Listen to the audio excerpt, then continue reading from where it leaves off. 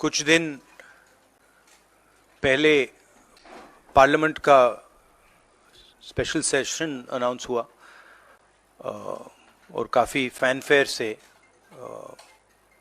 पुरानी parliament building से नई पार्लियामेंट बिल्डिंग में ट्रांजिशन हुआ। वो अच्छी बात है और मेन फोकस स्पेशल सेशन का, पहले तो मालूम नहीं था ये स्पेशल सेशन क्यों हो रहा है, स्पेक्यूलेशन काफ़ी हुआ और फिर पता लगा कि इसका मेन फोकस महिला आरक्षण है। उसके बाद महिला आरक्षण तो बड़ी अच्छी चीज है, उसके बाद ये दो क्लॉजेज, इसमें दो फुटनोट्स हमें मिले।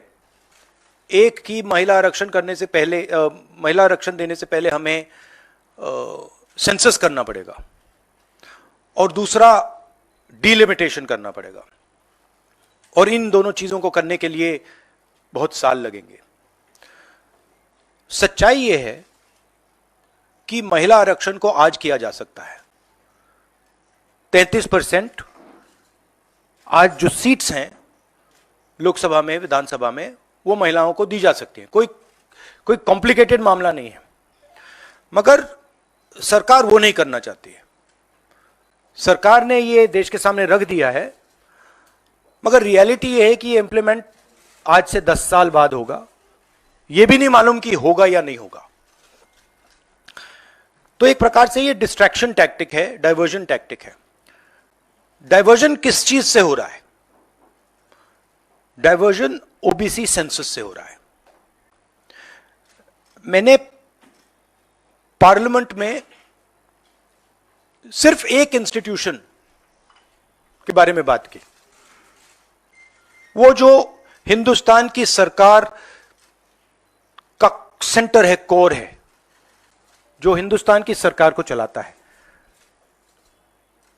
Cabinet secretary and secretaries. और उसमें मैंने एक छोटा सा सवाल पूछा।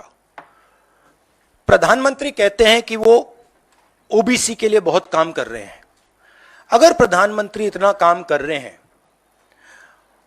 तो 90 लोगों में से सिर्फ 3 लोग ओबीसी कम्युनिटी से क्यों हैं? पहला सवाल। दूसरा सवाल, मैंने यही एनालिसिस बजट को देख के की कि भैया पूरा हिंदुस्तान का बजट क्या है और ये जो ओबीसी ऑफिसर्स हैं ये इस बजट में से कितना कंट्रोल कर रहे हैं और क्या कंट्रोल कर रहे हैं। आदिवासी क्या कंट्रोल कर रहे हैं, दलित क्या कंट्रोल कर रहे हैं। ओबीसी हिंदुस्तान के 5% बजट को कंट्रोल कर रहा है, ओबीसी ऑफिसर्स। तो मुझे बात समझ नहीं आ रही है।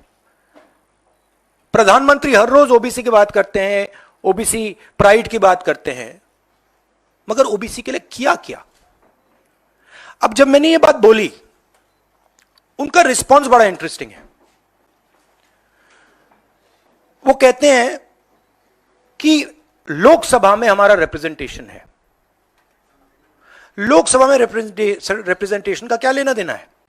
मैं कह रहा हूं कि बजट डिसीजन जो लेते हैं, जो बजट को ऑफिसर्स हैं, जो बजट को कंट्रोल करते हैं, 5% ओबीसी निर्णय ले रहे हैं। और मैंने सिर्फ यह सवाल पूछा, क्या हिंदुस्तान में ओबीसी की आबादी 5% है? यह मैं जानना चाहता हूं। अगर 5% है तो फिर वो ठीक है, उसको मैं एक्सेप्ट करने के लिए तैयार हूं। मगर अगर वो 5% से ज्यादा है तो मुझे यह पता लगाना है, और एक बार मैं मन बना लेता हूं, मैं छोड़ता नहीं हूं, मुझे यह पता लगाना है ये ओबीसी हिंदुस्तान में कितने हैं, और जितने हैं उतनी भागीदारी इनको मिलनी चाहिए। अब आप किसी लोकसभा में किसी भी एमपी से पूछ लीजिए, लोकसभा को टेंपल ऑफ डेमोक्रेसी कहा जाता है।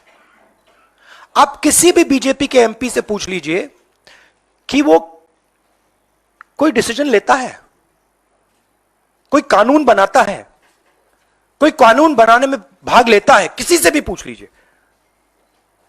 बिल्कुल नहीं। ना कांग्रेस का एमपी इस लोकसभा में, ना बीजेपी का एमपी, ना कोई और इंडिया का एमपी कोई डिसीजन लेता है।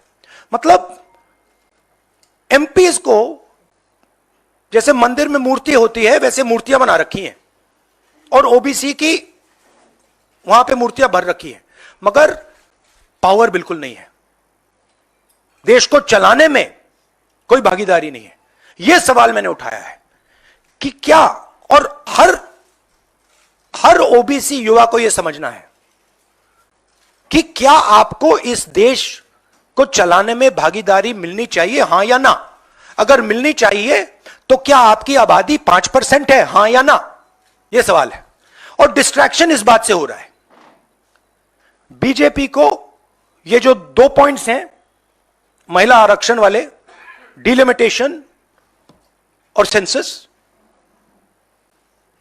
इनको हटा देना चाहिए और एकदम महिलाओं को जो इज्जत मिलनी चाहिए, जो रिस्पेक्ट मिलनी चाहिए, जो भागीदारी होनी चाहिए, उनको एकदम वो कर दें। और कास्ट सेंसस का जो हमने डेटा निकाला था उसको पब्लिक कर दें, तो सारे हिंदुस्तान के ओबीसी युवाओं को पता लग जाए वो हैं कितने, और नया सेंसस कास्ट बेसिस पे करें। Thank you. एक करके प्लीज। और प्रधानमंत्री को अपने अगले भाषण में यह कहना है, यह समझाना है देश को कि हिंदुस्तान के सबसे जरूरी 90 अफसर जो हैं उनमें से सिर्फ 3 ओबीसी क्यों हैं? यह मेन सवाल है। और मैंने दलितों और आदिवासियों की बात ही नहीं की अभी। अंग्रेजी में कह देता हूं।